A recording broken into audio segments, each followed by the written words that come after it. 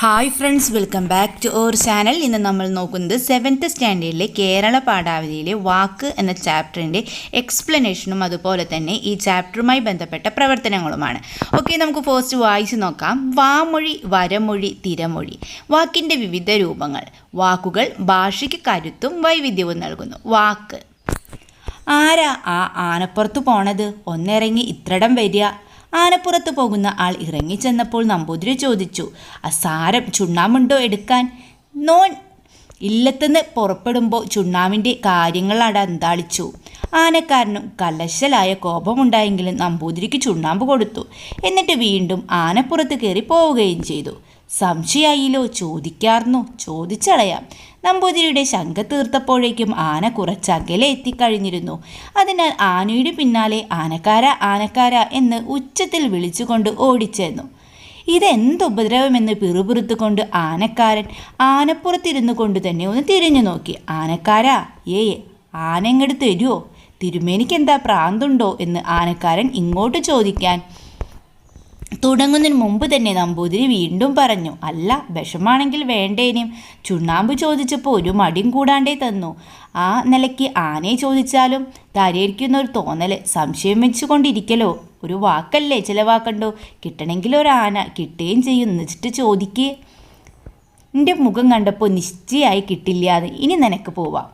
ആയാലൊരു ആന, പോയാലൊരു വാക്ക് എന്ന കാര്യമായി തന്നെ കരുതി കണ്ടതിനൊക്കെ കൈനീട്ടി ഇരക്കുന്നവരെ കളിയാക്കിക്കൊണ്ടുള്ള ഈ നമ്പൂതിരി കഥയിൽ കാര്യമായൊരു മറ്റൊരു കാര്യം കൂടി അടങ്ങിയിട്ടുള്ളത് കൊണ്ടാണ് ഞാനിതിവിടെ പറഞ്ഞത്. വാക്കല്ലേ, വില വേണ്ടാത്തതല്ലേ, നഷ്ടമൊന്നും പറ്റാനില്ലല്ലോ. കണ്ടമാനം ചിലവാക്കി കളയാം എന്ന് വാക്കിനെക്കുറിച്ച് ഒരു വിലയില്ലായ്മയുണ്ട് പലർക്കും.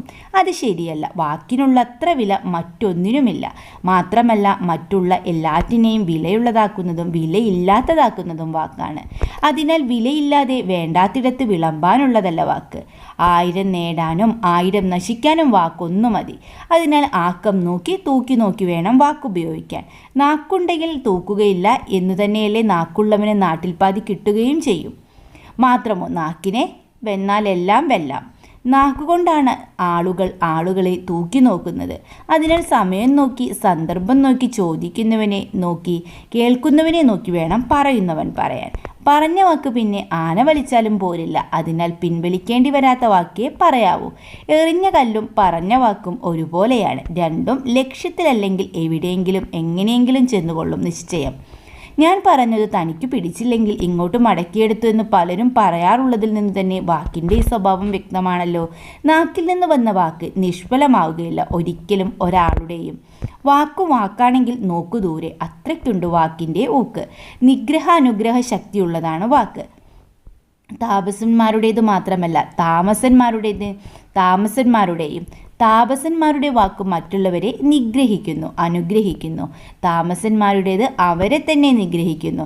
ഇത്ര മാത്രമേ വ്യത്യാസമുള്ളൂ. വാക്കിന് വാക്കു വേണ്ട, നല്ല വാക്കിന് വ്യാഖ്യാനം വേണ്ട എന്നർത്ഥം.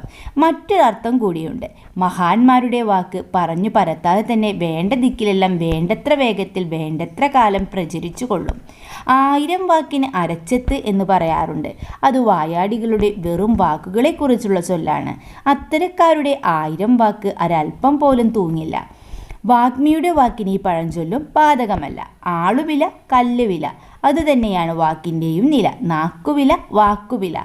ഞാൻ സുവർണ ലിപികൾ എഴുതി ചില്ലിട്ടു വയ്ക്കത്തക്ക പല പല നല്ല നല്ല വാക്കുകൾ മൈക്കിനു മുമ്പിൽ നിന്ന് ഈ മഹാസദസ്സിനെ നോക്കി ഭംഗിയായി പറയാറുണ്ട്. ആരും കേൾക്കാറില്ല. കുഞ്ഞുണ്ണി മാഷ് ഇങ്ങനെ പറഞ്ഞിരിക്കുന്നുവെന്ന് ആരും ഒരിക്കലും ആരോടും പ്രമാണമാക്കി പറയുന്നതായി ഞാൻ ഇന്നേ വരെ കേൾക്കുകയുണ്ടായിട്ടില്ല. എൻ്റെ വാക്കുകൾ എൻ്റെ കാതുകൾ കേട്ട വാക്കുകളാണ്. എൻ്റെ നാക്കു പറഞ്ഞ വാക്കുകളാണ്. ഞാനുമായി ആ വാക്കുകൾക്ക് രക്തബന്ധമില്ല. എൻ്റെ വാക്ക് എൻ്റെ മകനാണ് എന്ന് എല്ലാവർക്കും അറിയാം. അച്ഛനാണെന്ന് പലർക്കും അറിഞ്ഞുകൂടാ. എൻ്റെ വാക്ക് എനിക്ക് അച്ഛൻ. വാക്കിനോളം തൂക്കുമില്ല യൂക്കൻ ഭൂമിക്ക് പോലുമേ എന്ന വാക്യത്തിൻ്റെ വെളിച്ചം ഉൾക്കൊള്ളുന്നവരും ചുരുക്കമാണ്. അവസാനമായി ഞാൻ എന്നോട് തന്നെ ഒരു വാക്ക്, എൻ്റെ വാക്കേ ഞാൻ കേൾക്കൂ. കുഞ്ഞുണ്ണി മാഷും കുട്ടിയോളും. കുഞ്ഞുണ്ണി മാഷിൻ്റെ കുഞ്ഞുണ്ണി മാഷും കുട്ടിയോളും എന്ന ലേഖനത്തിലൊരു ഭാഗമാണല്ലേ കൂട്ടുകാരെ നമ്മളിപ്പോൾ വായിച്ചത്. രസകരമായൊരു ലേഖനം തന്നെയായിരുന്നല്ലേ. എന്താണ് നമുക്ക് ഈ ലേഖനത്തിലൂടെ മനസ്സിലായത്? യെസ്, നമുക്കറിയാം വാക്കിൻ്റെ പൊരുൾ വളരെ മഹത്തരമാണെന്നൊരു തിരിച്ചറിവ് നമ്മളിൽ ഉണ്ടായല്ലേ. അതുപോലെ തന്നെ എന്താണ്, വാക്കുകൾ വെറുതെ പാഴാക്കി കളയാനുള്ളതല്ല. ഓരോ വാക്കിനും എന്താണ്, യെസ്, നമ്മുടെ വ്യക്തിത്വത്തിൻ്റെ വിലയുണ്ട്. വാക്കുകൾ എന്ത് ചെയ്യണം, നമ്മൾ സൂക്ഷിച്ചു പറയണം. അപ്പോൾ കൂട്ടുകാർക്ക് എന്താണ്, ഇതിൽ നിന്ന് ഒരുപാട് കാര്യങ്ങൾ മനസ്സിലാക്കാൻ സാധിച്ചല്ലോ ഈ ലേഖനത്തിൽ നിന്ന്. ഓക്കെ, നമുക്ക് എന്ത് ചെയ്യാം, ഓരോ ചോദ്യങ്ങളായി നോക്കിയാലോ. ഫസ്റ്റ് ചോദ്യം നോക്കൂ. കണ്ടെത്താം, എഴുതാം. സംശയമായില്ലോ, ചോദിക്കാർന്നു, ചോദിച്ചളയാൻ. നമ്പൂതിരി ചോദിച്ചത് എന്തായിരുന്നു കൂട്ടുകാരെ നമ്പൂതിരി ചോദിച്ചത്? യെസ്, ആനക്കാരൻ്റെ ആനയെയാണല്ലേ നമ്പൂതിരി ചോദിച്ചത്. ആൻസർ എഴുതാം. ആനക്കാരൻ്റെ ആനയെയാണ് നമ്പൂതിരി ചോദിച്ചത്. Okay, next question. കണ്ടമാനം ചെലവാക്കി കളയാം, ഒരു വിലയില്ലായുണ്ട് പലർക്കും. ഇവിടെ വിലയില്ലാത്തതായി സൂചിപ്പിക്കുന്നത് എന്താണ് കൂട്ടുകാരെ ഇവിടെ വിലയില്ലാത്തതായി സൂചിപ്പിക്കുന്നത്? യെസ്, വാക്കിനെയാണല്ലേ. വാക്കിന് വിലയില്ല എന്നാണ് നമ്പൂതിരി പറയുന്നത്. എന്താണ്? വാക്കിന് വിലയില്ല എന്നാണ് നമ്പൂതിരി പറയുന്നത്. ദെൻ വാക്കിനു വാക്കു വേണ്ട, ഈ പ്രയോഗത്തിലൂടെ ലേഖകൻ വ്യക്തമാക്കുന്നത് എന്താണ് ചോദ്യം? വാക്കിനു വാക്കു വേണ്ട, ഈ പ്രയോഗത്തിലൂടെ ലേഖകൻ വ്യക്തമാക്കുന്നത് അതായത് കുഞ്ഞുണ്ണി മാഷത്തിലൂടെ വ്യക്തമാക്കുന്നത് എന്താണെന്നാണ് നമ്മളോട് ചോദിച്ചിട്ടുള്ളത്. എന്താണ്? യെസ്, നല്ല വാക്കിന് വ്യാഖ്യാനം ഒന്നും തന്നെ വേണ്ട. അതായത് നല്ല വാക്കുകൾക്ക് കൂടുതൽ അർത്ഥങ്ങൾ ഒന്നും തന്നെ വേണ്ട എന്നാണ് എഴുത്തുകാരൻ പറയുന്നത്. എന്താണ്? നല്ല വാക്കിന് വ്യാഖ്യാനം ഒന്നും തന്നെ വേണ്ട. അതായത് നല്ല വാക്കുകൾക്ക് കൂടുതൽ അർത്ഥങ്ങൾ ഒന്നും തന്നെ വേണ്ട എന്നാണ് എഴുത്തുകാരൻ പറയുന്നത്. ഓക്കെ, നെക്സ്റ്റ് ക്വസ്റ്റ്യൻ നോക്കാം. പൊരുൾ കണ്ടെത്താം. വാക്കിനോളം തൂക്കമില്ലേ യൂക്കൻ ഭൂമിക്കു പോലുമേ, ഈ ചൊല്ലിൻ്റെ പൊരുൾ കണ്ടെത്തി വിശദീകരിക്കുക. ഇതുപോലെ വാക്കിനെ കുറിച്ചുള്ള കൂടുതൽ ചൊല്ലുകൾ കണ്ടെത്തി പൊരുൾ എഴുതുക. അപ്പോൾ ആദ്യം നമുക്ക് പൊരുൾ എഴുതാമല്ലേ. എന്താണ് നോക്കൂ വരികൾ. വാക്കിനോളം തൂക്കമില്ലേ യൂക്കൻ ഭൂമിക്കു പോലുമേ, ഈ ചൊല്ലിൻ്റെ പൊരുൾ എന്താണ് കൂട്ടുകാരെ? യെസ്, വാക്കിൻ്റെ പ്രാധാന്യം വിളിച്ചോതുന്നൊരു ചൊല്ലാണിത്. വാക്കിന് പ്രപഞ്ചത്തേക്കാൾ നിലനിൽപ്പുണ്ട് എന്നതാണ് എഴുത്തുകാരൻ പറയുന്നത്. ഓരോ വാക്കും സൂക്ഷിച്ചു പറയണം എന്നും വാക്കിൻ്റെ പൊരുൾ അത്രമാത്രം പ്രാധാന്യമുള്ളതാണെന്നും തിരിച്ചറിയണമെന്നും എഴുത്തുകാരൻ ഇതിലൂടെ അർത്ഥമാക്കുന്നു. ദെൻ നെക്സ്റ്റ് എന്താണ് നമ്മളോട് പറഞ്ഞുള്ള ഒരു ക്വസ്റ്റ്യനും കൂടി ഉണ്ടല്ലോ. യെസ്, ഇതുപോലെ വാക്കിനെക്കുറിച്ചുള്ള കൂടുതൽ ചൊല്ലുകൾ കണ്ടെത്തി എഴുതാനും പറഞ്ഞിട്ടുണ്ടല്ലേ. നമുക്ക് എഴുതാം. എന്തൊക്കെ എഴുതാം? യെസ്, വാക്കിൽ തോറ്റവനും മൂക്കിൽ കയറിയവനും പാഞ്ഞവനും ഇല്ല, വാക്കിൽ തോറ്റാൽ മുപ്പിൽ താഴണം. ദെൻ വാക്കിൽ പോക്കും നെല്ലിൽ പതിരും ഇല്ലാതിരിക്കയില്ല. ദെൻ വാക്കുകൊണ്ടു കോട്ട കെട്ടുക, വാക്കു ചേക്കിനെ പോലെ ചേലു ചെയ്ത്താനെ പോലെ, വാക്കുപോക്കർക്കും നെല്ല് കോയിലകത്തും. അപ്പോൾ കൂട്ടുകാരെന്ത് ചെയ്യുക? കൂടുതൽ ചൊല്ലുകൾ കണ്ടെത്തി എഴുതുക. ഓക്കെ, നെക്സ്റ്റ് ക്വസ്റ്റ്യൻ നോക്കാം. അനുഭവം പങ്കുവയ്ക്കാം. വാക്ക് പല വിധത്തിൽ ഉപയോഗിക്കാം. വാക്കുകൾ എപ്പോഴെങ്കിലും നിങ്ങളെ സങ്കടപ്പെടുത്തുകയോ സന്തോഷിപ്പിക്കുകയോ ചെയ്തിട്ടുണ്ടോ? അനുഭവങ്ങൾ ഓർമ്മിച്ചു പറയുക, ഒരു ഓർമ്മക്കുറിപ്പ് തയ്യാറാക്കുക എന്നാണല്ലേ പറഞ്ഞിട്ടുള്ളത്. അപ്പോൾ നമ്മൾ എന്ത് ചെയ്യുക? നിങ്ങൾക്ക് വാക്ക് പല വിധത്തിൽ ഉപയോഗിക്കാറില്ലേ നിങ്ങൾ? വാക്കുകൾ എപ്പോഴെങ്കിലും നിങ്ങളെ ചില വാക്കുകൾ എന്താണ് സങ്കടപ്പെടുത്തിയിട്ടുണ്ടാവും അല്ലേ. അതുപോലെ തന്നെ ചിലരുടെ വാക്കുകൾ എന്താണ് നിങ്ങളെ സന്തോഷിപ്പിക്കുകയും ചെയ്തിട്ടുണ്ടാവും. അപ്പോൾ നിങ്ങൾ എന്ത് ചെയ്യുക? എന്തെങ്കിലും നിങ്ങളുടേതായ ഒരു അനുഭവം ഓർമ്മിച്ച് ഒരു ഓർമ്മക്കുറിപ്പായി തയ്യാറാക്കുക. അപ്പോൾ നമുക്കൊരു മാതൃക നോക്കാം. കൂട്ടുകാർ എന്താണ് ചെയ്യേണ്ടത്? നിങ്ങൾക്കുണ്ടായ ഒരു അനുഭവമാണ് ഇവിടെ ഒരു ഓർമ്മക്കുറിപ്പായിട്ട് എഴുതേണ്ടത്. ഓക്കെ, നമുക്ക് മാതൃക നോക്കാം. വാക്ക് പല വിധത്തിൽ നമുക്ക് ഉപയോഗിക്കാം. വാക്കിന് ഒരു പ്രത്യേകതയുണ്ട്. മനുഷ്യ മനസ്സിൽ ആഴത്തിൽ പതിയാനുള്ള പ്രത്യേകത. നല്ല വാക്കും ചീത്ത വാക്കും അങ്ങനെ തന്നെയാണ്. മനുഷ്യൻ്റെ മനസ്സിൽ ആഴത്തിൽ മുറിവേൽപ്പിക്കാനും ശുഭപ്രതീക്ഷ നൽകാനുമൊക്കെ വാക്കുകൾക്ക് സാധിക്കും. അധ്യാപകർ, നിങ്ങളുടെ മാതാപിതാക്കളൊക്കെ നിങ്ങൾക്ക് ഊർജം പകർന്നു നൽകാറില്ലേ? അതുപോലെ. എന്നാൽ ചില സമയങ്ങളിൽ നമ്മളെ വിഷമിപ്പിക്കുന്ന വാക്കുകളും നമ്മൾ കേൾക്കാറുണ്ട്. കൂട്ടുകാരും കേട്ടിട്ടുണ്ടാവുമല്ലേ. ചില ആളുകളൊക്കെ നിങ്ങളെ വിഷമിപ്പിക്കുന്ന വാക്കുകൾ പറയാറുണ്ടല്ലോ. അതിൽ നിന്ന് നമ്മൾ എന്താണ് പാഠം ഉൾക്കൊള്ളുകയാണ് വേണ്ടത്. കേട്ടോ കൂട്ടുകാരെ. നല്ല വാക്കുകൾ കൊണ്ട് നിങ്ങൾ നിങ്ങളുടെ സുഹൃത്തുക്കളുടെയും അധ്യാപകരുടെയും ഇടയിൽ നല്ല ഇടം നേടുക. വാക്കുകൾ കൊണ്ട് മുറിവേൽപ്പിക്കാതെ മുന്നോട്ട് പോകുക. ഓക്കെ, നെക്സ്റ്റ് ക്വസ്റ്റ്യൻ നോക്കിയാലോ. അപ്പോൾ കൂട്ടുകാർ എന്ത് ചെയ്യുക? നിങ്ങളുടേതായ ഒരു ഓർമ്മക്കുറിപ്പ് ഇവിടെ എഴുതുക. ഓക്കെ, നെക്സ്റ്റ് നോക്കാം. സങ്കല്പിക്കാം, കഥ എഴുതാം. നമ്പൂതിരിയുടെ ചോദ്യം കേട്ട് പാപ്പാൻ ആനയെ കൊടുത്തിരുന്നെങ്കിൽ കഥയായി എഴുതി പൂർത്തിയാക്കുക. കഥ എഴുതുമ്പോൾ താഴെ പറയുന്ന കാര്യങ്ങൾ കൂടി ശ്രദ്ധിക്കുമല്ലോ. എന്തെല്ലാം കാര്യങ്ങളാണ് കൂട്ടുകാരെ നമ്മൾ ശ്രദ്ധിക്കേണ്ടത്? കഥയുടെ ഗതിമാറ്റം. ഇപ്പോൾ ഉള്ള കഥയെ അതേപോലെ ആകുമ്പോൾ ഇനി എഴുതുമ്പോൾ അല്ലല്ലേ പാപ്പാൻ ആനയെ കൊടുക്കുകയാണ്. അപ്പോൾ കഥയുടെ ഗതിമാറ്റം, അതായത് കഥയ്ക്ക് മാറ്റം വരും അല്ലേ. അതുപോലെ തന്നെ കഥാസന്ദർഭത്തിൻ്റെ വളർച്ച നമ്മൾ എഴുതണം. ദെൻ കഥാപാത്രത്തിൻ്റെ മനോഭാവത്തിലും സംഭാഷണത്തിലും വരുന്ന മാറ്റം. അപ്പോൾ ഇത്രയും കാര്യങ്ങൾ നോക്കിയിട്ട് വേണം നമ്മൾ എന്ത് ചെയ്യാൻ, കഥയുടെ ബാക്കി ഭാഗം എഴുതാൻ. അപ്പോൾ നമുക്ക് ബാക്കി ഭാഗം എഴുതാം. ഇതിനെ എഴുതാൻ നമുക്ക് ആനക്കാരൻ ആകെ സംശയത്തിലായി. ഈ നമ്പൂതിരിക്ക് കലശലായ എന്തോ കുഴപ്പം തന്നെ ഉണ്ട്. വാക്കിൻ്റെ വിലയേറിയാത്ത ശുംഭൻ എന്ന് ആനക്കാരൻ മനസ്സിൽ കരുതി. ആനക്കാരൻ നമ്പൂതിരിയോട് ഞാൻ ഒരു വാക്ക് കൊടുത്തിരുന്നു, ആനയെ എന്നെ ഏൽപ്പിച്ച പോലെ പൂരം കഴിഞ്ഞ് തിരിച്ചേൽപ്പിക്കാമെന്ന്. ഞാൻ അങ്ങയെപ്പോലെ കേമനായ ഒരു നമ്പൂതിരിയല്ല, പാവം ഒരു ആനക്കാരനാണ്. എങ്കിലും എൻ്റെ വാക്കുകൾക്ക് ഞാൻ നല്ല വില നൽകാറുണ്ട്. ഇത് കേട്ട് നമ്പൂതിരി തൻ്റെ വിടുവായുധത്തിന് കിട്ടിയ അടി മനസ്സിലായി നാണിച്ചു നിന്നു. അപ്പോൾ കൂട്ടുകാരെന്ത് ചെയ്യുക? ഇനിയും പല ഭാവനകൾ നിങ്ങൾക്ക് ഉണ്ടാവില്ലേ? അപ്പോൾ നിങ്ങൾ എന്ത് ചെയ്യുക? നിങ്ങളുടെ ഈ കഥയെ മാറ്റി എഴുതുക. ഓക്കെ, അപ്പോൾ ഇതേപോലെയല്ല കൂട്ടുകാർക്ക് എന്ത് ചെയ്യാം?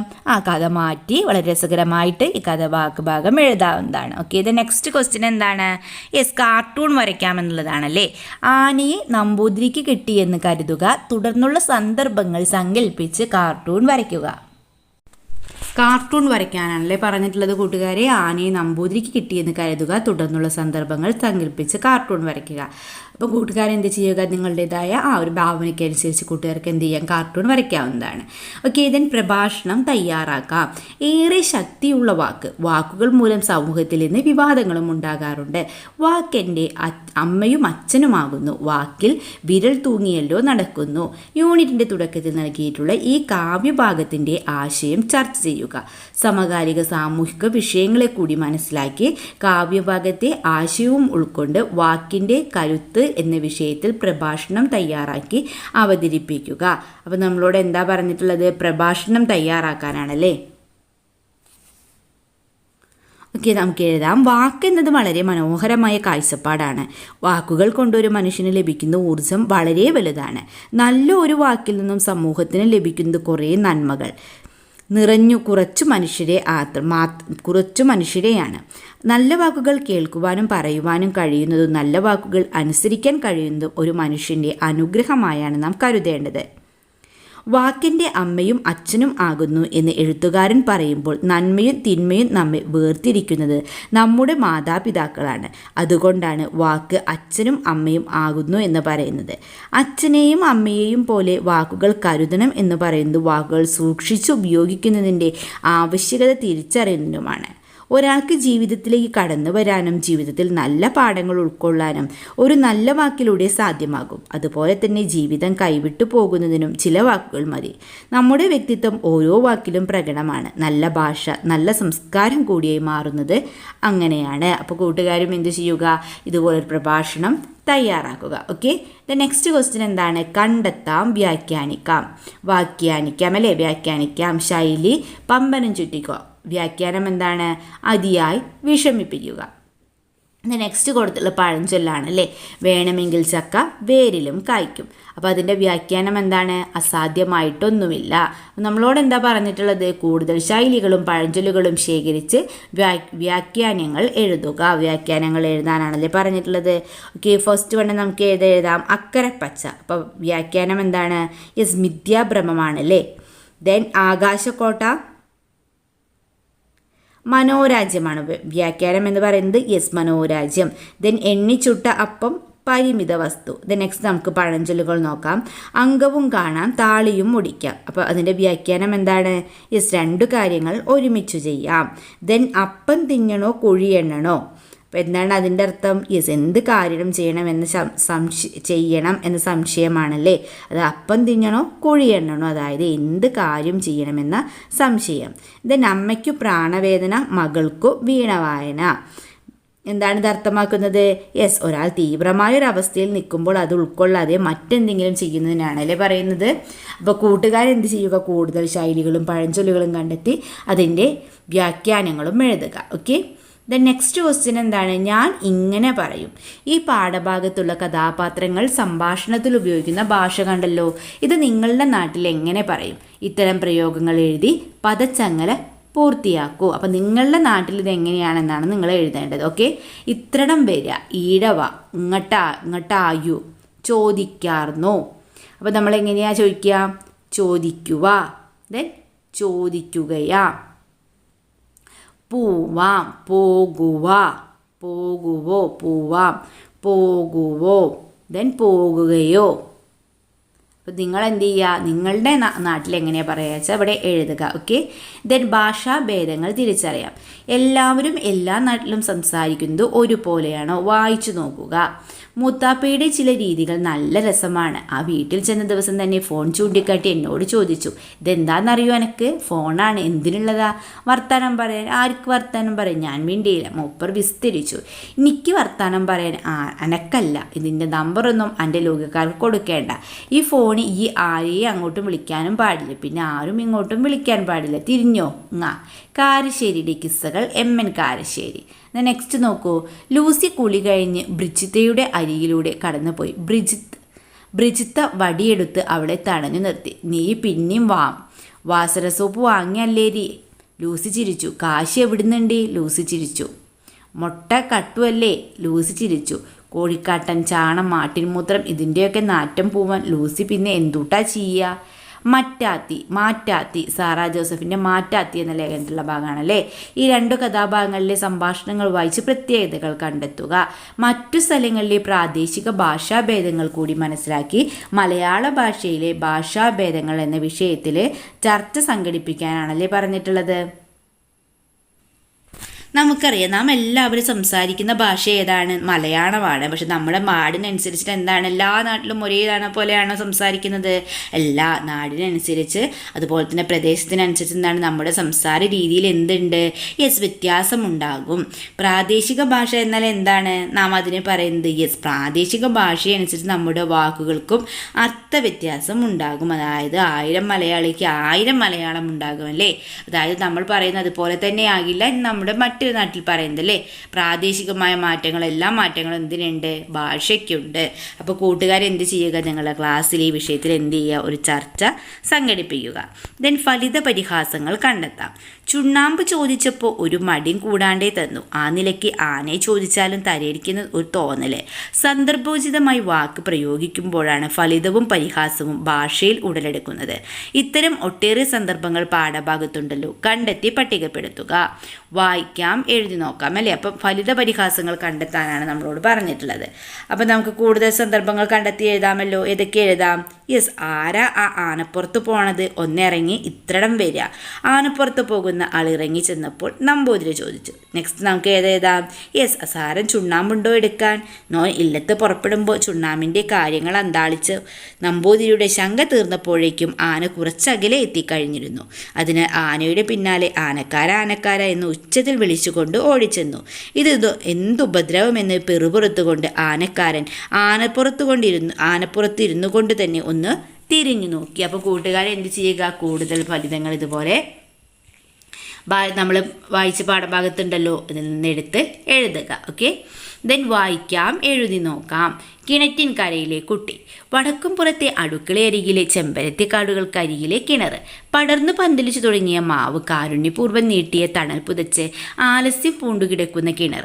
അതിനരികിലാണ് എൻ്റെ താവളം. കിണർ ഭിത്തിയിൽ ചാരി കാൽ നീട്ടി മണ്ണിലിരിക്കുമ്പോൾ ഭൂമി മുഴുവനും സ്വപ്നലോകമാകും. കിണറ്റിലുമുണ്ട് സ്വപ്ന സദൃശ്യമായ മറ്റൊരു ലോകം. അവിടെ ബലകെട്ടി നേർത്തു നീണ്ട കാലുള്ള എട്ടുകാലി പോലുള്ള ചില ജീവികൾ താമസിക്കുന്നത് നോക്കി എത്ര നേരം വേണമെങ്കിലും ഇരിക്കാം. ഒരു മാവില വലയിൽ വീണൽ ആകാശം വീണ് ഇടിഞ്ഞതുപോലെ ജീവികൾ നെട്ടോട്ടമോടും.